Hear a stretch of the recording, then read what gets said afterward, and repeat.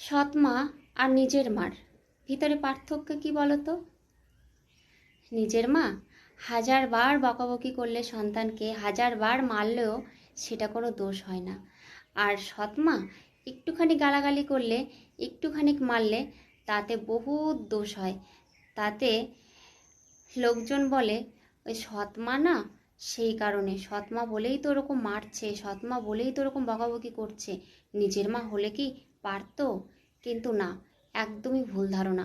নিজের মা তার থেকে বেশি মারে সন্তানকে, বেশি বকাবকি করে, না খাইয়ে রাখে। কোনো ভুল করলে নিজের মাও না খাইয়ে রাখে, যে এটা তো সাজা, তোর জন্য আজকে তোকে খেতে দেবো না, তোর জন্য আজকে ভাত রান্না করবো না। কিন্তু ওটা যদি সৎমা বলে ফেলে বহুত কিছু, ওই যে সৎমা না ওই জন্য খেতে দিচ্ছে না, খেতে দেয় না, মারে, না খাইয়ে রাখে।